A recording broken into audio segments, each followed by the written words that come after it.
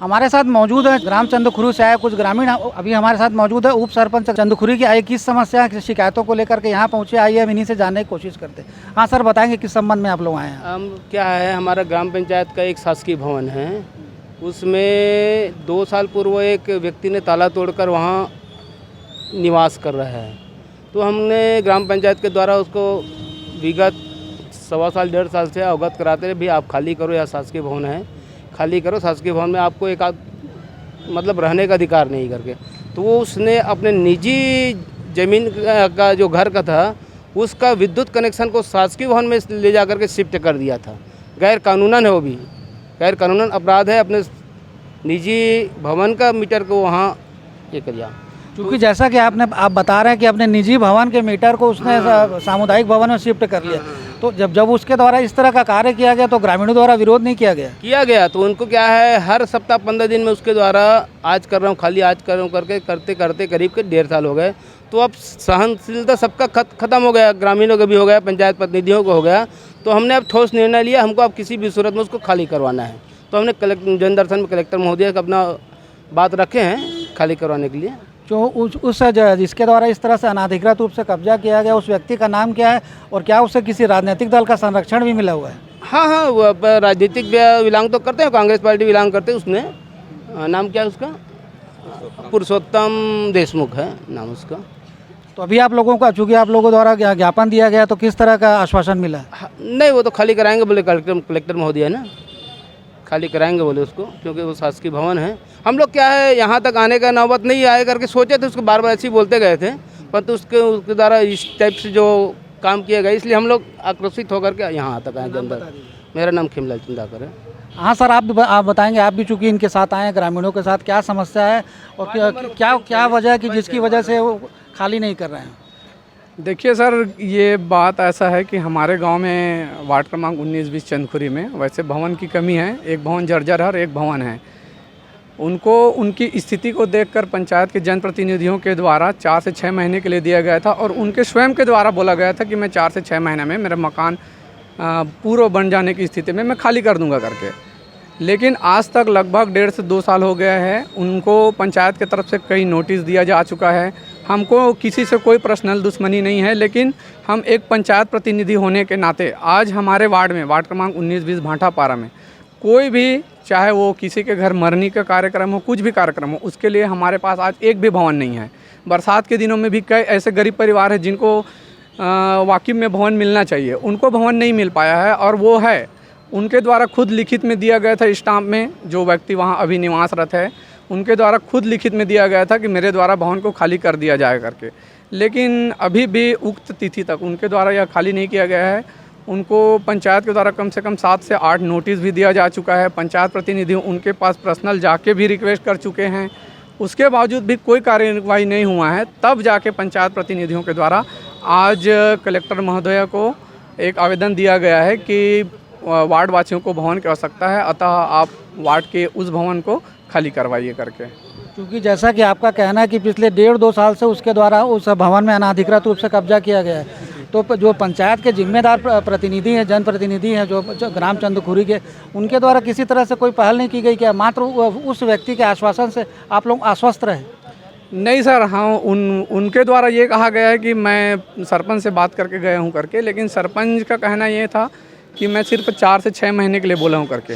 दूसरा चीज़ ये है सर, हम लोग जिस जगह पे वो अभी है रहते हैं, जिस भवन में, पूरा पंचायत जिस दिन मासिक बैठक होता है, हम लोग कम से कम पूरा पंचायत के प्रतिनिधि 3 से 4 बार उनके पास गए हैं।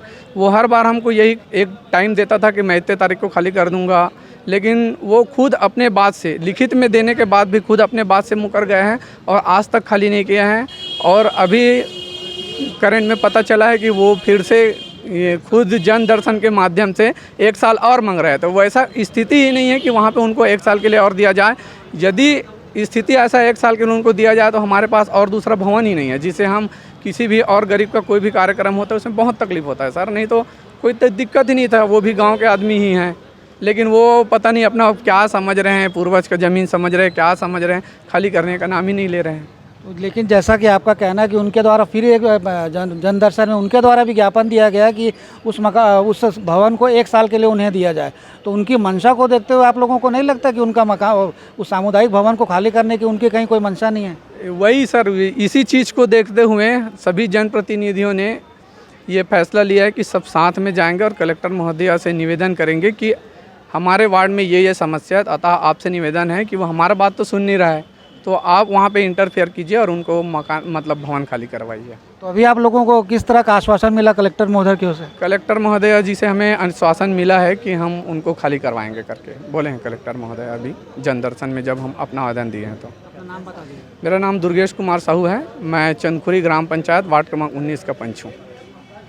ये थे हमारे साथ चंदखुरी के पंचायत प्रतिनिधि, जिनका कहना है कि एक व्यक्ति द्वारा ग्राम के एकमात्र सामुदायिक भवन में कब्जा कर लिया गया है पिछले 1.5-2 साल से, और उस व्यक्ति द्वारा अभी का जो कलेक्ट्रेट जन दर्शन में इस बात का ज्ञापन दिया गया प्रशासन के जिम्मेदार अधिकारियों की 1 साल के लिए उस सामुदायिक भवन को दिया जाए। चूँकि ग्राम में एक ही सामुदायिक भवन होने की वजह से तमाम तरह के जो सांस्कृतिक आयोजन होते हैं, धार्मिक आयोजन होते हैं, जो ज़रूरतमंदों हैं उनको वो भवन उपलब्ध नहीं हो पाता उस व्यक्ति की वजह से, जिसके द्वारा अनाधिकृत रूप से उस सामुदायिक भवन में कब्जा किया गया और फिर से उसके द्वारा कब्जे की मांग की जा रही। तो ग्रामीणों में इसे लेकर के आक्रोश है।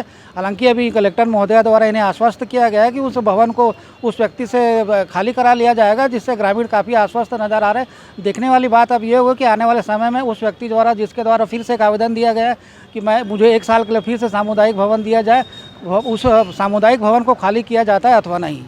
आज सोमवार का दिन है। हमेशा की तरह आज भी कलेक्ट्रेट में जन दर्शन लगा हुआ। पूरे दुर्ग जिले से लोग अपनी विभिन्न समस्याओं को लेकर के, ग्रामीण क्षेत्र हो चाहे शहरी क्षेत्र हो, लोग अपनी समस्याओं को लेकर के पहुंच रहे हैं। यहाँ जिला प्रशासन के तमाम अधिकारी यहाँ पर मौजूद हैं कलेक्ट्रेट में।